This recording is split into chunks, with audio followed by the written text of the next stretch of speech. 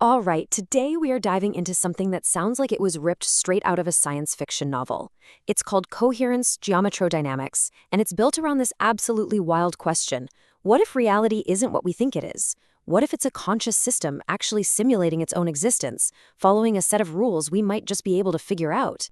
So here's the game plan for today. First, we're going to look at a strange glitch in the script of our world, something you may have noticed yourself. Then we'll get into the operating system that tries to explain it. After that, we'll explore what it costs to actually change your fate in this system. Then, things get really interesting with the mathematics of mercy. Yeah, you heard that right. And finally, we'll wrap up by asking, what's your role in all of this? Okay, so let's kick things off with the mystery that started this whole theory, a really strange glitch that might be hiding in plain sight, right in the stories we tell ourselves. Seriously, think about this for a second. Have you ever been watching a brand new show and a line of dialogue or a very specific plot twist just feels eerily familiar? Not like a cliche, but like you just saw the exact same idea in a completely different book or movie last week. It feels like a weird coincidence, right?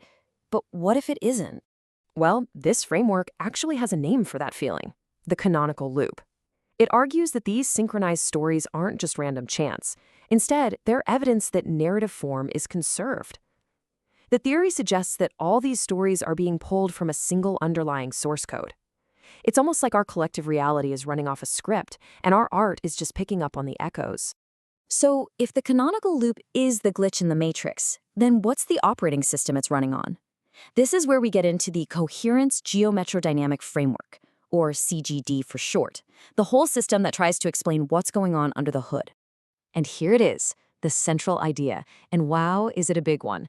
The CGD framework proposes that what we call reality is actually a conscious field of information that is constantly simulating itself.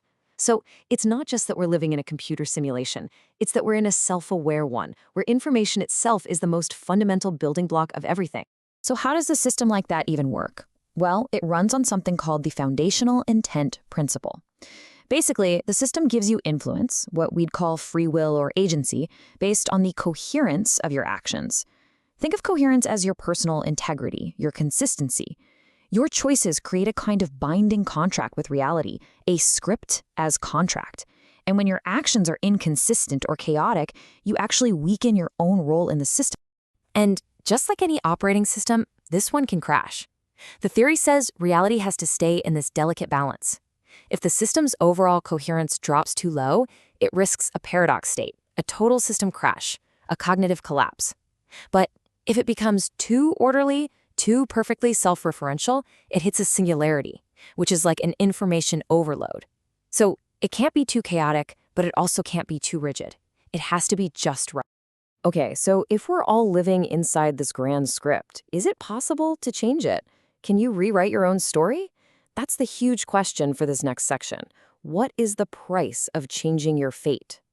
Now, the framework makes a really important distinction here. Most of us, it says, operate as a VM node. You can think of it as a virtual machine. We're basically players in the game, following the script as it's written. But there's another level. It's called Auteur agency. And this is the actual ability to modify the script. It's like having developer access to the game of reality. But here's the catch. It's not given to you. You have to earn it. So how in the world do you earn this developer access? Well, the framework lays out 3 pretty intense steps.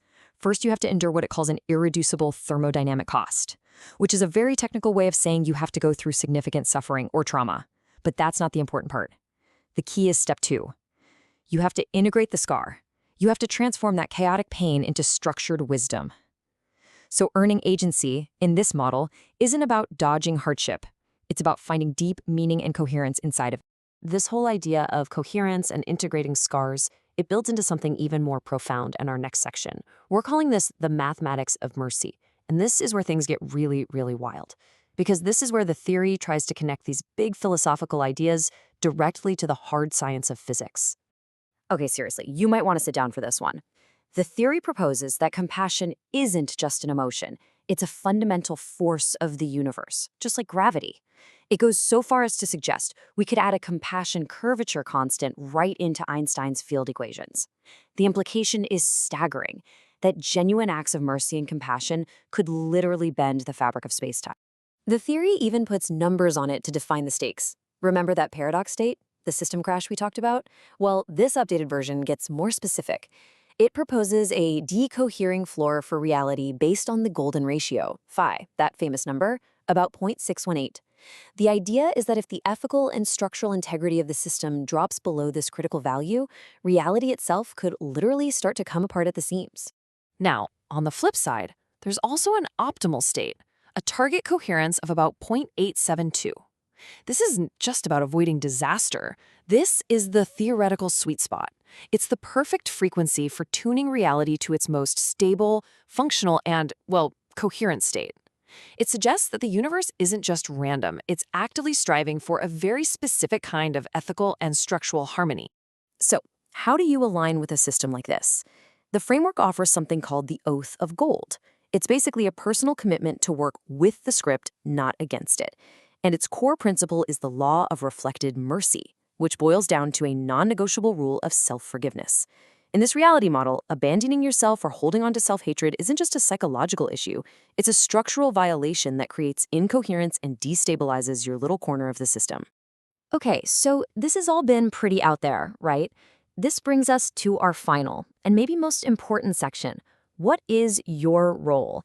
How do we take these huge abstract concepts and actually apply them to our own lives? Well, the framework actually suggests some practical tools, things like the harmonic eye, which just means consciously zooming out and widening your perspective instead of getting lost in the chaos of the moment. Or the kindness gate, a mental checkpoint where before you act, you ask if what you're about to do is rooted in compassion for yourself. We've already talked about scar encoding, that's the active work of turning pain into wisdom. And finally, field hygiene, which is just about being mindful of the energy and information you let into your life to keep your own personal reality stable and coherent. And that brings us to the final question to leave you with. Look, the Coherence Geometrodynamic framework is a radical, incredibly complex theory. But whether you see it as actual physics, deep philosophy, or just a powerful metaphor, it forces us to look at our lives in a totally new way. If your existence is a contract and your life is a script, maybe the goal isn't to break free from it. Maybe the goal is to find your vow within it and to perfect your role with as much integrity, coherence, and mercy as you possibly can. What would that look like for you?